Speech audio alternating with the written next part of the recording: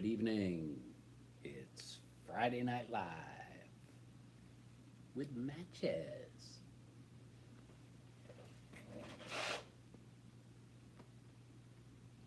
Smoking Clark's favorite with some McBaron Scottish blend. Good stuff. Let us know what you're smoking tonight.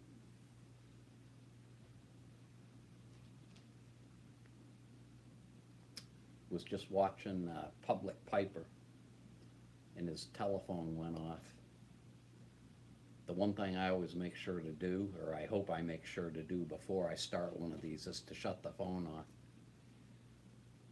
Hello, Barry Becker.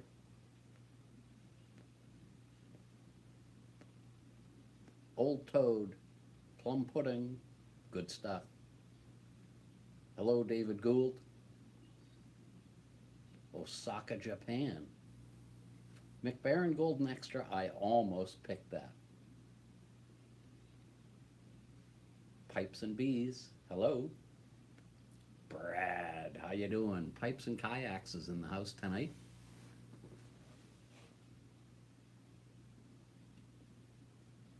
Aristocob, good evening. Southwest Aficionado, how you doing, buddy? Pipe Cat, Ohio Piper, how are you? Good evening, Desert Piper. ZBZ is smoking McBaron Original Choice. Everett Young, how are you? Yeah, I was smoking Haunted Bookshop just before this. Opened up my tobacco cellar to see what I wanted to smoke tonight. I just felt like a McBaron something. As I say, I almost grabbed the Golden Extra. Juan Garcia.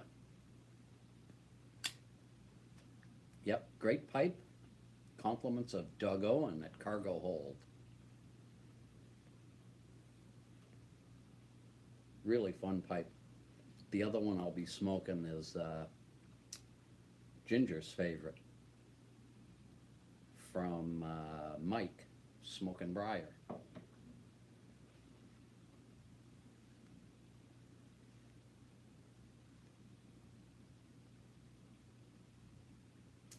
Yeah, Brad, this is great. Really nice pipe.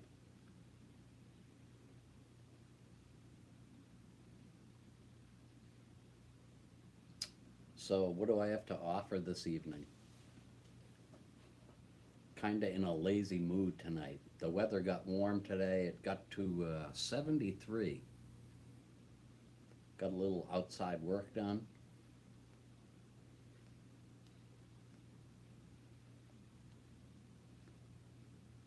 But all that fresh air makes me tired. Old Spirit, how are you? But I did go out first thing this morning, did one of my work history videos, and it's getting to the point now where they're my favorite stories, because a lot of stuff starts happening around 1980, 1981. It really gets, things really get moving.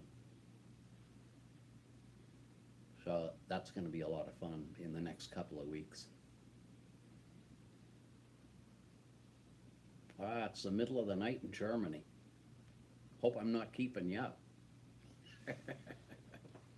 Guten Abend anyway.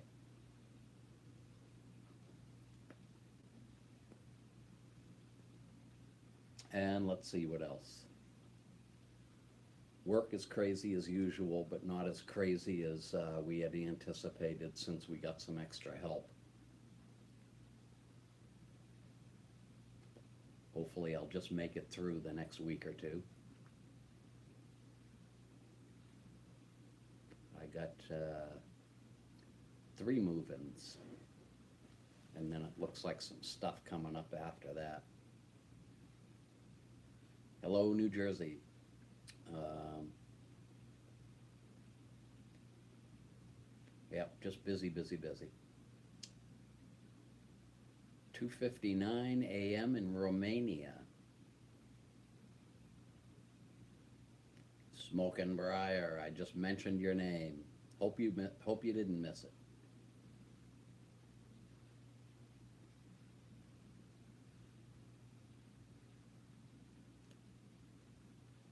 It's nice having you around, Brad. You can say hi to everybody for me. So, yeah, I haven't heard from Sarge, and I thought a little thing came up saying that he had the flu, which would make some sense because usually we're in touch almost on a daily basis. I was gonna send him a message, but I never know if I'm catching him when he's sleeping or not. So we will wish him well. He feels awful, Barry Becker says.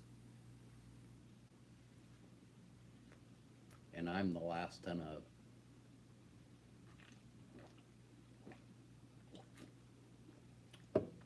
So let's see what else.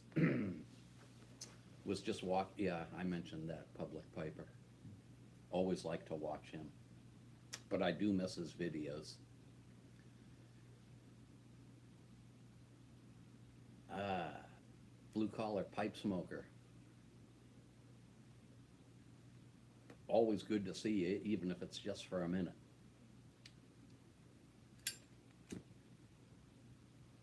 Kevin just shot by my screen there.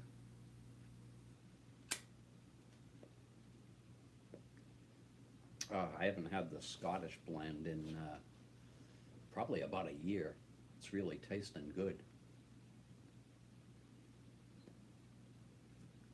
So, for anyone who doesn't know it, I think it was maybe 3 summers ago or 2 summers ago. 3 summers ago, I think.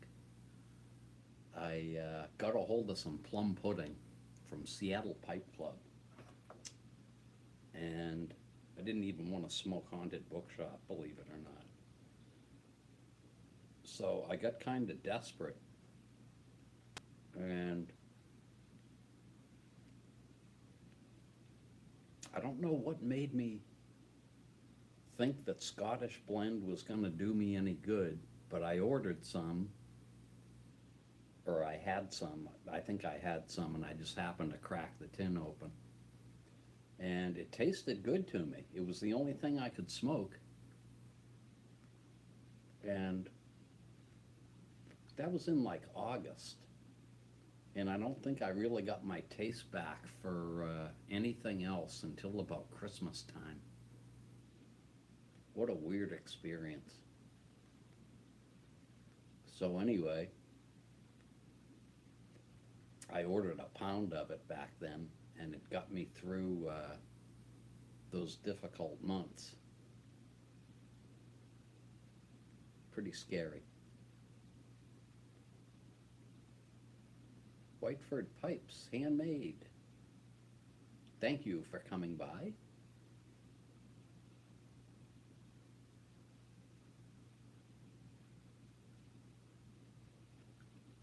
Unfinished Savinelli.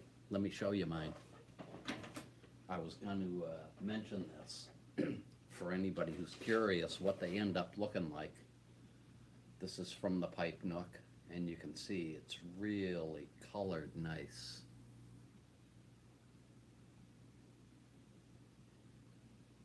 Love this pipe.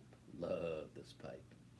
And I've said to a lot of people, if I was 25 or 30 and I was doing this all over again, I'd probably have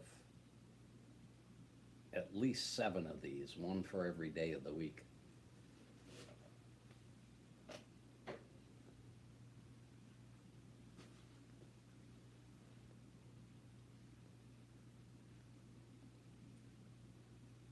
Yeah, you'll be amazed. If you've never smoked one before, you'll just be amazed at how dry they smoke And if you smoke Burleys, I don't know what it is about that shape, or maybe the thickness of the bowl, or what it is, but they smoke Burleys like nothing else.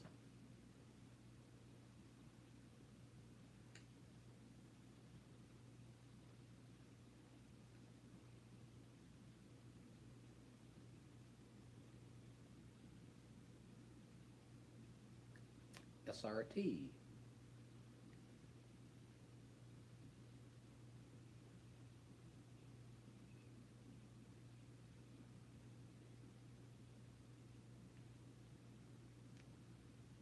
So what else can I tell you?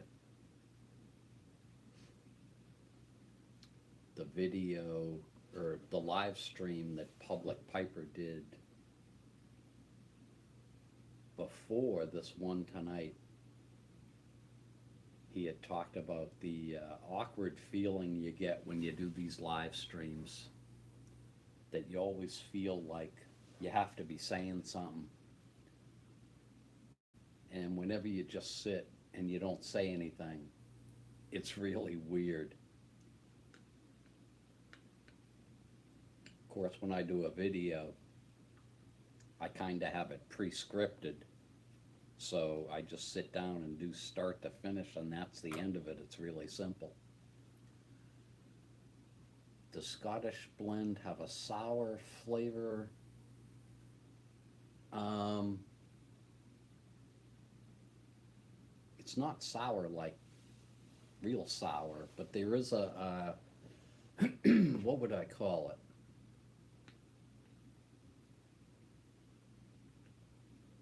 Sort of like it's got kind of like a hay flavor to it. It's not sweet.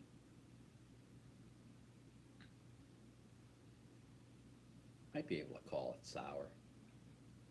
Not sour to the point of being disgusting, though. Pipe gump. Grump? Pipe grump.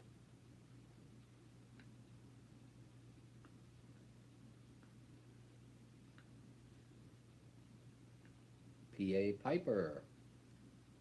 Plum pudding is good stuff, yeah. I still, even though it did what it did to me, uh, it's got to be one of the best blends out there. I've never attacked anything like that. The only thing that came close was Billy Bud.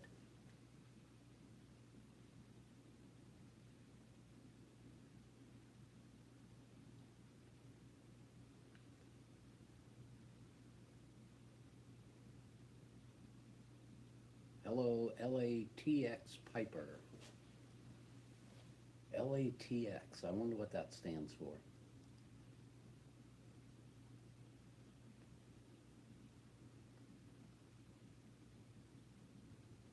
Burley's the only tobacco that does not taste like cigarettes up here in Canada. It's Virginia's here for everything. Ah, Brad's a bachelor this evening. His wife's at the hockey game. Lucky guy.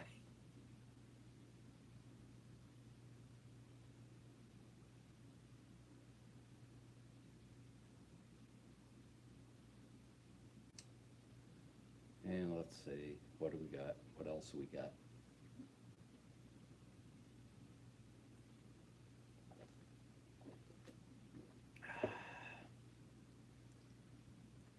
Cheers from Brazil. Pipe Brazil. Tomaso, I believe.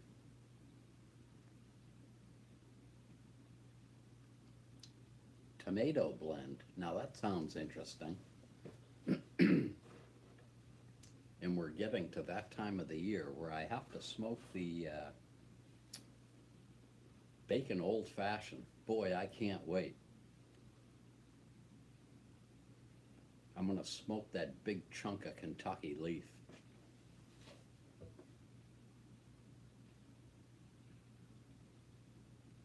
Hopefully it doesn't taste too nasty.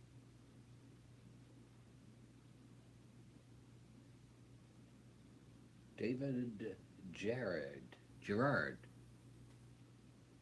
Good evening, sir.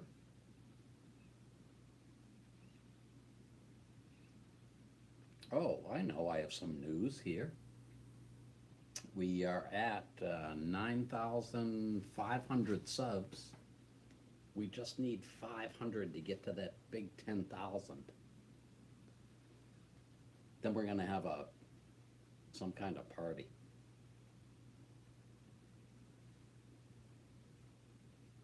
I should have a contest to see if anybody can predict when we're gonna hit 10,000. Thank you very much, White Ford Pipes, handmade.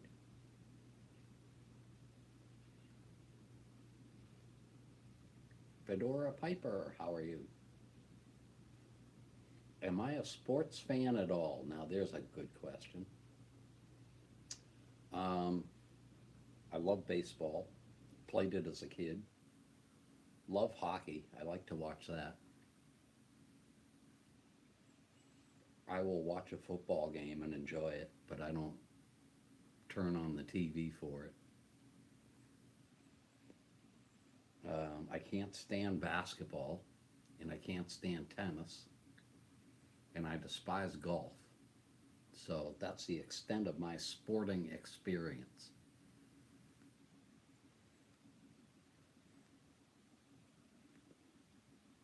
Growing up outside of Boston, of course, I was a big Red Sox fan.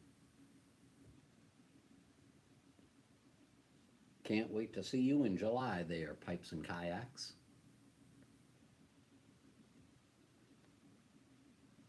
Ooh, speaking of the Pipe Nook and it went away,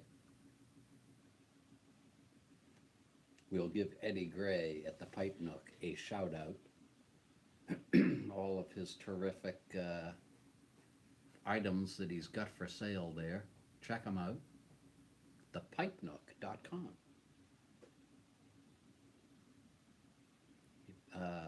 Brazil, they love football. C&D Interlude. You know, I don't know that I've had that. I've certainly heard of it, but I don't think I've had it. What made you start YouTube? What was your first video? It's a couple of different answers to that. My first video actually was just playing around, and I did some videos at work, and I guess what I consider my first video was filmed on April Fool's Day, 2011. And I was fascinated with the fact that you could sort of like talk to people via video and hopefully have them do a video back to you. Not many people were into doing that at the time.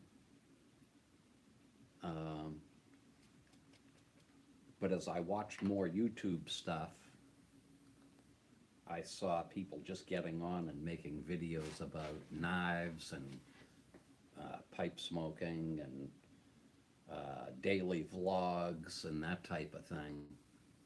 And that got me interested as well, but I really didn't know what direction I was going to go in with my first video. And that was a mess.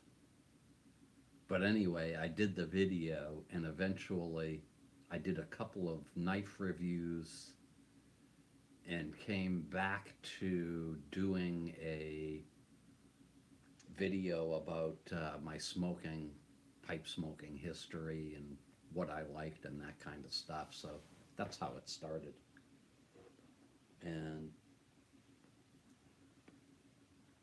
geez, I think my first year my first year, it took me like the whole year to get 100 subs, if I remember correctly. There weren't that as many people on back then, so you didn't grow quite the way you do these days. Luke the Duke, 93. I wonder if Public Piper ever came on.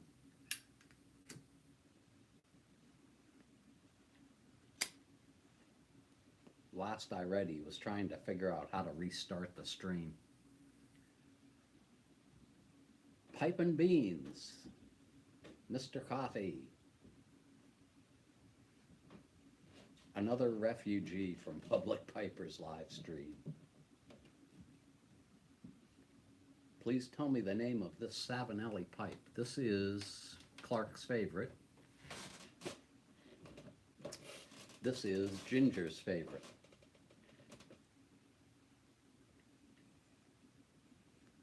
And I came across, now I always thought this was for Ginger Rogers. I came across some, I don't know who wrote it, but they were saying, oh no, that's really Ginger Baker's, the drummer for Cream. But when I went on Smoking Pipes, I guess it was, there they said it's Ginger Rogers. So I guess that's the real story. Ginger Baker sounds good though.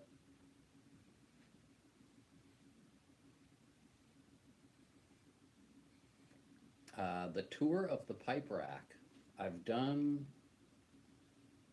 2 videos, and I really haven't changed the inside of that since the last one of those tours. The whole upper part is pretty much Old Estates, Graybos, K. Woody's, and then coming down, it's like Barlings, a couple of other weird pipes. And then you get into like the Butchakans, the Phil Rivaras, the Rick Copps, Rick Blacks, and the whole bottom is Savinelli's. But maybe sometime this year again, I'll do a pipe rack tour. They all need cleaning. I shouldn't do anything until I clean them all. What are your thoughts on Peterson pipes? Always love to answer that question. Peterson pipes, I love them for their history. I love them for their quality. But they just don't totally agree with me, except for one that I have that's a second. And I didn't even like that until I found out that it smokes Virginia's like no other pipe in my collection.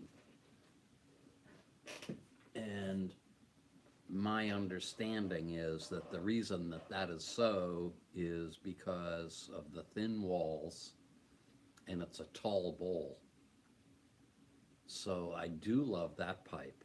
What I don't like about the Peterson pipes are the system pipes, because they just take extra cleaning in order to keep them smoking good. And I'm not exactly the poster child for pipe cleaning, so that's why I like a Savinelli. I think the last live show I did, or maybe the one before that, I told the story about my Friday Savinelli starting to taste like garbage, and when I opened the thing up, it was just, I won't even go there. It was crud.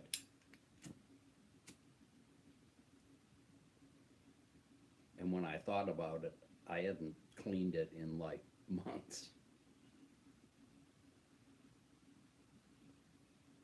And I found with the Peterson system pipes, if you don't clean those like every third or fourth bowl, if you let them sit a couple of weeks and then try to smoke it again, that's awful. It's gross. Brigham pipes.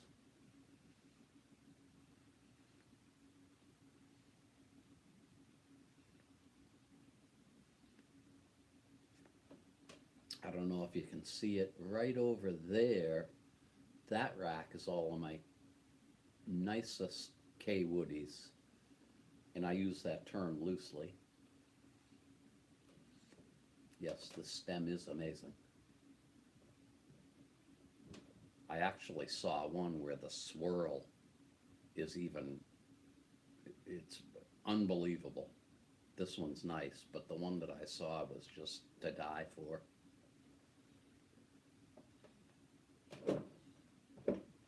Yeah, I've got over in this cabinet over here, the white one, got a couple of mirrors in that. My 14-inch clay is over the doorway. And I got more pipes up on the shelf here. And I got a ton of pipes back in this room back here. I really have to get rid of a lot of this stuff because I got way too much.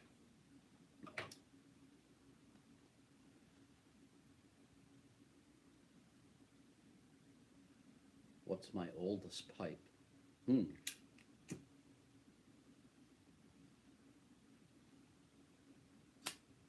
I have some pipe pieces that are real old, like German or Austrian pipes. But other than that, my oldest hole pipe is a 1930s K Woody.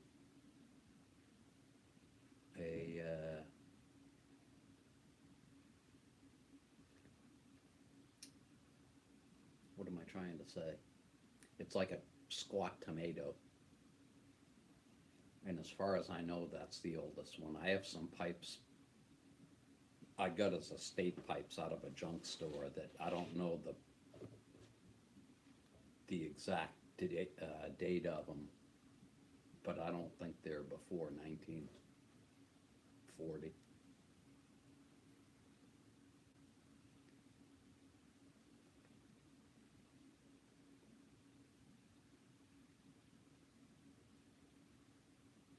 PA Pipe Guy, good seeing you. We all have to run at some point.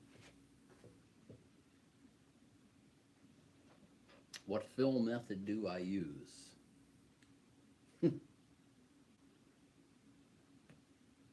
I've always used stuff and puff. And I did a video one time. It was called Mail Call. And in the beginning of that video, someone had asked me to please show how I stuff a pipe. And I just happened to have a clear bag like this one. So put the pipe down in the bag with my finger in front of the bowl and just stuff the tobacco in there. And that's pretty much how I do it, which is why I like loose tobacco. A lot of people say, oh, do you like flakes? I love flakes. But the stuff and puff method is so fast and you don't have to worry about separating the flake or rubbing the flake out.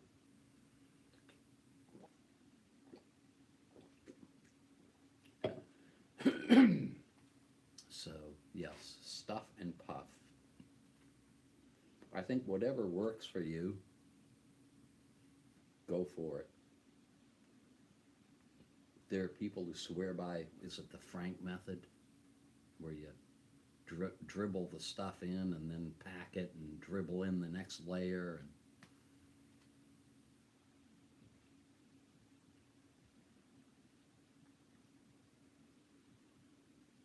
And yeah, I'm an old buzzard, all right. Been hanging in there, though.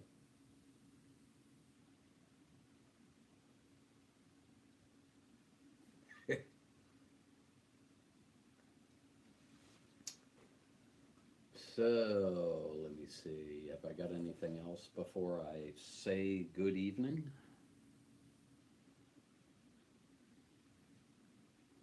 The weather, as I mentioned, hit 73 today, which is the warmest I think it's been since last year sometime. So I'm looking forward to the weather from now until about the end of June. That's when it starts getting real hot and I can't take it. What knife am I carrying? Well, we must answer that question. I always carry an old timer,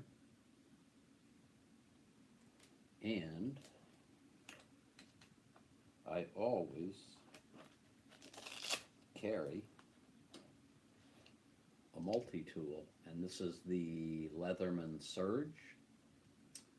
When I go to work, I carry the Leatherman Core, and the Leatherman Core is probably my sixth multi-tool that I've carried on the job. I've carried Gerbers, I've carried Schrades, and they all did really well for me. But I retired each one of them after a lot of use. And I use the Schrade so much that the etching of the word Schrade in the handle is like worn down to nothing.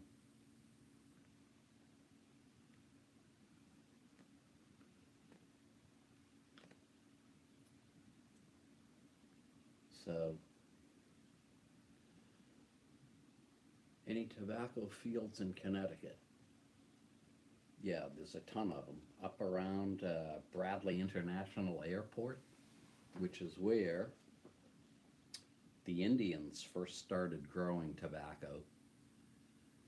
And that continued on until they found that shade tobacco grew really well.